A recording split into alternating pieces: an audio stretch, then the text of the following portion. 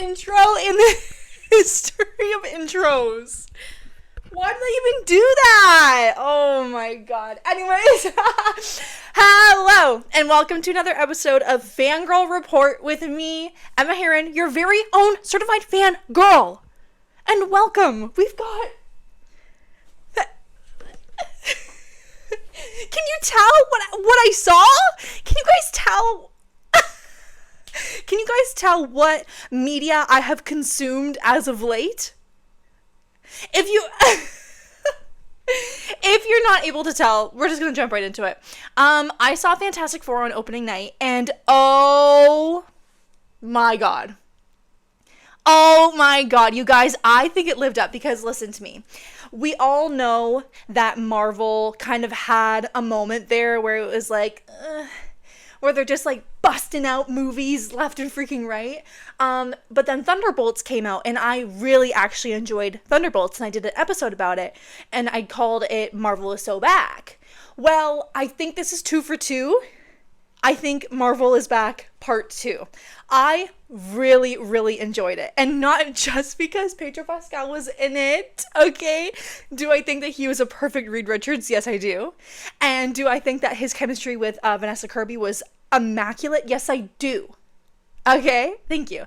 But if he wasn't in it, I still think it would have been a really good movie. I just think the whole, like, the futuristic retro vibes, I think they did it really well. It was so cool seeing that version of New York City.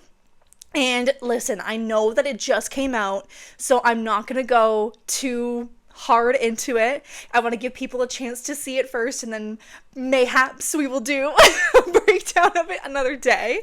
But I am going to talk a little bit about it, but it's going to be a spoiler-free discussion. Okay? Yes, please.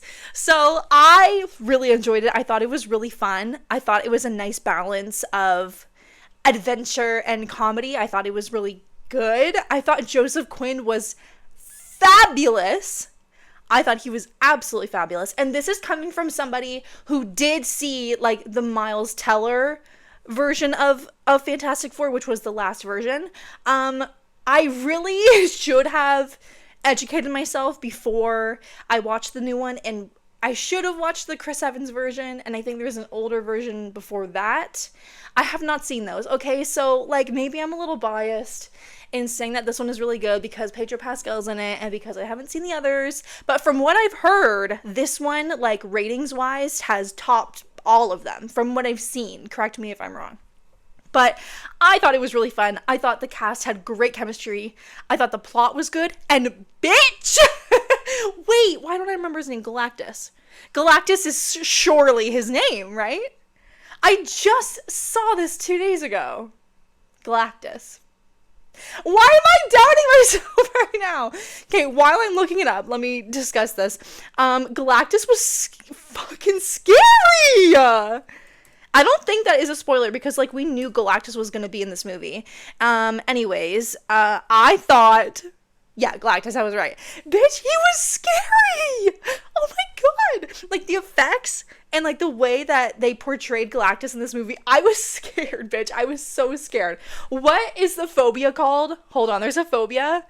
Phobia of big things. What is that? Megalophobia. Bitch, I had that. Bitch, I had megalophobia watching Galactus on the screen because he's massive. He's so huge, and his ship is even huger because he demolishes planets from the inside out. Okay? Again, no spoilers here. Like, this isn't a spoiler, okay? It's fine. But bitch, they did that so good, I was scared. Okay? Like, I was actually scared. And I was on the edge of my seat for a lot of it. And I thought it was really good. And again, no spoilers, but when the first post-credit scene, like the mid-credit scene came up, me and Nick literally looked at each other like, oh. It was so funny. It was so funny. So if y'all haven't seen it, I'm gonna need you to get off of your behinds. I need you to go to your local Cineplex, your local AMC, your local movie theater, and I'm going to need you to watch this movie because, hi, I have a new hyperfixation, and that is this movie. And so it's really funny because for, like, Fan Expo and Comic-Con, I often choose, like, my outfits and, like, I don't like to use the word cosplays because my outfits are, like, they don't come close to the quality of, like, the big cosplayers. So just, like, my outfit, I guess, I always dress up based on what I'm hyperfixating about. And as soon as the movie ended, I look at Nick, I was like, hey, so Reed Richards and Sue Storm for Van Expo, right? He's like, yep. So we were on the same wavelength. We've both got hyperfixations forming in our brains. And that's that. I really loved it. I think it looked really good. And the plot was good. All of it was good. Okay, thank you so much. And Natasha Lyonne was in it. I didn't know that. Anyways, that's that. I don't want to talk any more about this because I will literally go on all day about it. But it was fantastic. Girl, that's so bad. And so I have this. This is from Hot Topic, and I have this. This is actually a funny story. Just quickly, really quickly. Nick used to work at the FYE at Eaton Centre, downtown Toronto, and they closed it, right? And so basically they were throwing a bunch of shit out because they were closing the store. And so this was, you know, on the t-shirt displays in like Hot Topic, for example, they have like the shirts all in different shelves, and then they have those square little displays so you can see what the design is on it. That is what that is. And I asked Nick if he could steal it for me, and he did. Not steal, guys, they were throwing it out, it's fine. So I have it. I am gonna like actually probably put it in a nice frame, but I was so excited for this episode that I had to put it up. So it's up with painter's tape right now. That green fucking painter's tape that's what it's up with right now. So that's that. The movie was really good. And so with that note, since I don't want to talk too much about Fantastic Four because it just came out, like I don't want to dig too much into it. I want to let people see it first and we'll come back to it. I really have been wanting, and I've mentioned this multiple times, I've been wanting so badly to go over my top 4 Letterboxd movies because I feel like this is a good segue, like movie to movies, you know what I mean? Guys, I'm quaking right now. So we're gonna go over my top 4 Letterboxd movies, a couple other highlights and honorable mentions, if you will. And oh my god, I'm so sorry. I'm wearing shapewear right now. The people listening to the audio only are like, what is going on right now? I'm wearing shapewear right now. And if you wear those shapewear bodysuits and you're like a big chested girl, you know that they just like, it literally just like flattens them like pancakes, and the sweat is like unbelievable. So that's just what I was dealing with right then. Anyways, so I think we should hop right into it. Let me preface this by saying I am not an active Letterboxd user whatsoever. Y'all can go follow me there if you want. I'll link it below. But I am not a I don't know if y'all can hear that, but Nick brought home this stupid like motion activated ninja that farts every time like something goes in front of it. I think the cat's just went in front of it and it activated a fart noise. So whatever. Oh my god, it literally doesn't matter. Anyways, like I was saying, I am not an active Letterboxd user. I am not a movie or film connoisseur in any way. I can hardly get through a movie without scrolling on TikTok. I have the shortest attention span in the world. I get bored so easily. So I am not the kind of person to just like go and watch a movie just to like rate it on Letterboxd. Like I'm hardly on it, but I do have my top 4 and a couple other films in here that I have really enjoyed over the years. Okay, so now that we've got that out of the way, let's get into, I think I'm going to do my top 4 first, and then we'll talk about some honorable mentions. I need to take a breath. Y'all know the drill. Okay, let's relax a little bit, shall we? Okay, my number 4 top 4 Letterboxd movie is Billy Madison, okay? When did this movie come out? Let's like dig into this. Okay, it came out in 1995. The first time I saw Billy Madison with Adam Sandler, my freaking storage filled up, and stopped my recording. Okay, we're back to it. Anyways, so I saw Billy Madison for the first time when I was like 9 or 10, and I genuinely thought it was the funniest movie I have ever seen. Okay? Particularly the scene in the bath, okay? Billy Madison in the bath, and he's playing with the shampoo and the freaking conditioner. And he goes, "Shampoo is better. I keep the hair. Oh no, I go on first and clean the hair. Conditioner is better. I leave the hair silky and smooth." And then he looks at the faucet, which is shaped like a swan or a goose or some shit like that, and he goes, "Stop looking at me, swan." Bitch, I thought that 10-year-old me thought that was comedy gold. I thought that was like Ace Ventura level funny, okay? Because let me tell you, when I was a kid, like Ace Ventura, specifically Ace Ventura Pet Detective, and Billy Madison like that, like, I just thought that shit was so hilarious, okay? And so this is one of the movies that, like, I'll always go back to. I'll always think that it's funny, and because just, like, it just reminds me of when I was a kid, and how I thought it was just so hysterical, and, like, it'll still make me laugh to this day, you know what I mean? So, for that reason, I have it as number 4. Again, one of those movies that I'm just always gonna come back to. You know what I'm saying? So, that is my number 4. And I'm not going to get into like ratings or anything. Again, I'm not a movie connoisseur in any way, shape, or form. And I don't trust my judgment when it comes to rating movies. So we're just going to like base it off of whether I like it or not. Do I like it or do I dislike it? That's my rating, okay? And since they're my top 4, I'm going to like them all. Anyways, so that's my number 4. I just think that it's really funny. It's a good watch. Was it like fully appropriate for a 10-year-old to be watching? Mayhaps not.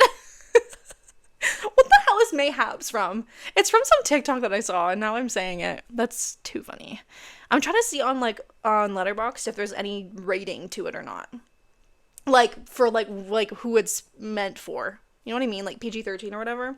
I don't know. Regardless, I digress. My number 3 movie out of my top 4 Letterboxd movies is 1989's movie Heathers. Okay? There's something about the 80s that really just tickles my brain. I think it was such a great era for music and for movies, and just like the overall look that people had in the 80s. If you know me, you know I'm obsessed with the 80s. I wish so bad I could have been a teenager in the 80s. I wish so bad. And listen, everybody will tell me, like, especially people that did grow up in the 80s, they'll be like, "Oh, well, you know, the 80s had all its own issues." And I'm like, and today doesn't? Every era had its issues, okay? I don't care. I just want to go and experience the freaking culture and the music and the films and just the pulp culture in general. Give it to me now. I love the 80s, and I think that we should be dressing like that every day now. So that's my thoughts there. So, of course, I didn't know about like the original movie Heathers until, y'all know what I'm gonna say, until I found Heathers the musical. And I absolutely fell in love with Heathers the musical. And I remember it played in Sarnia. Like, Sarnia was doing it at the theater there. And so I went to see it. I absolutely loved it. I knew every word to every song. And I really fell in love with the original Heather Chandler on Heathers. Was it ever on Broadway? I don't know.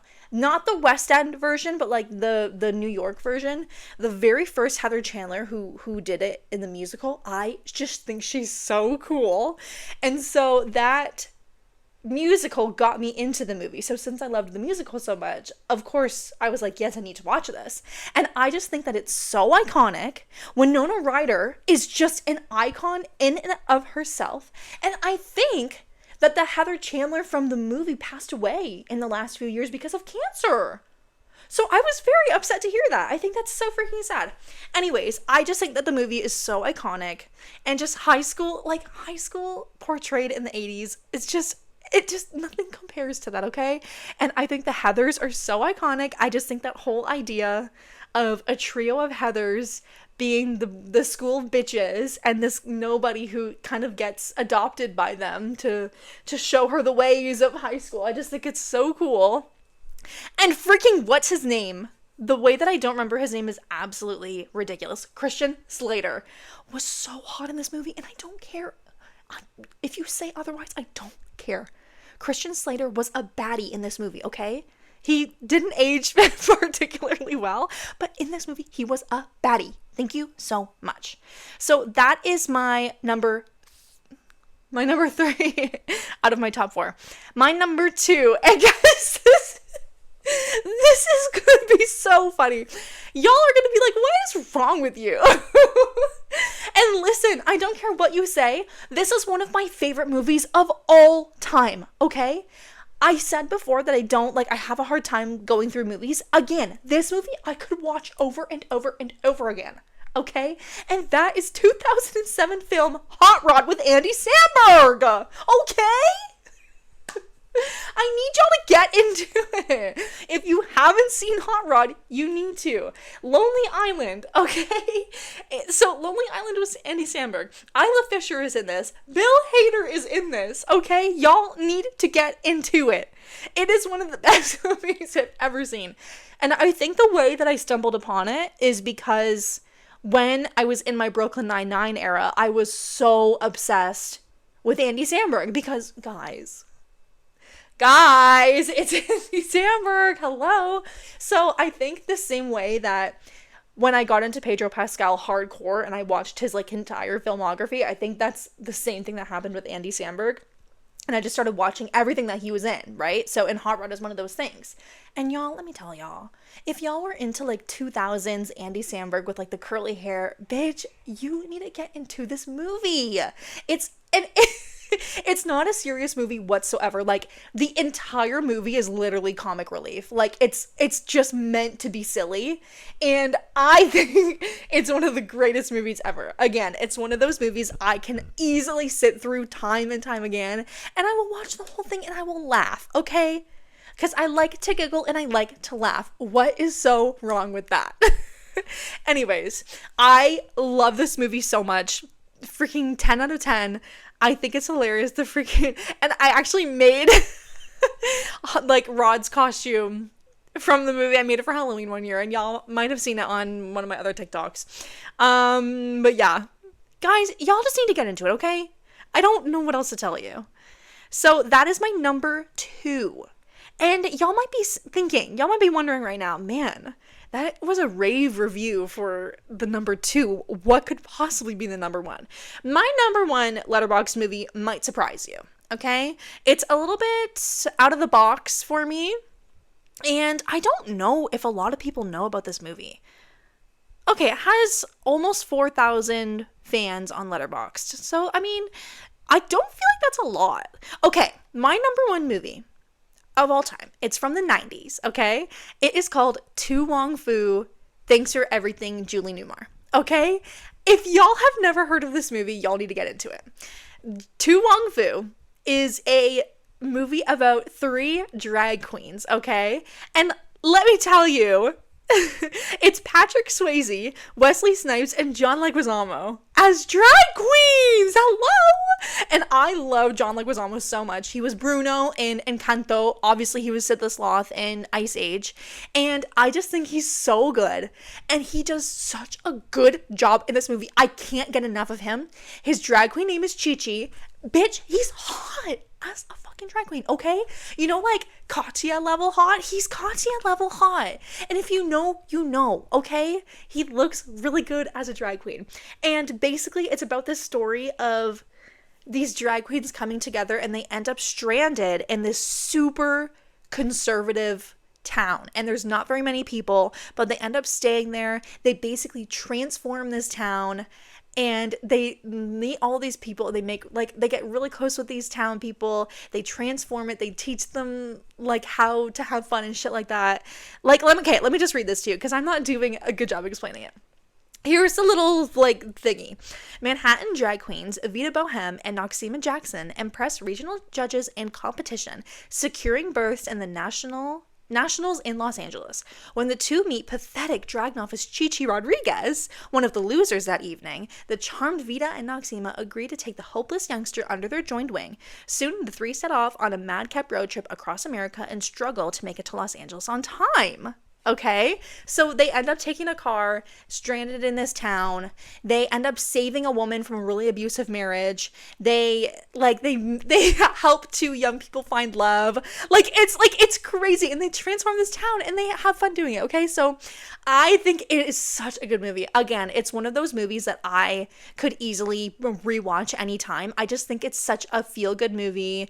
There's a lot about, and coming from the 90s, I think this was a brave movie to make in the 90s, because I feel like drag queens and like queerness in general was not very widely accepted in the 90s. Like, people were starting to know about it, but like, to make a whole movie about it and have these really, really well-known Hollywood stars at the time who were straight men portray drag queens was like so big. And like, Patrick Swayze, hey, good for you, man. That was such a slay.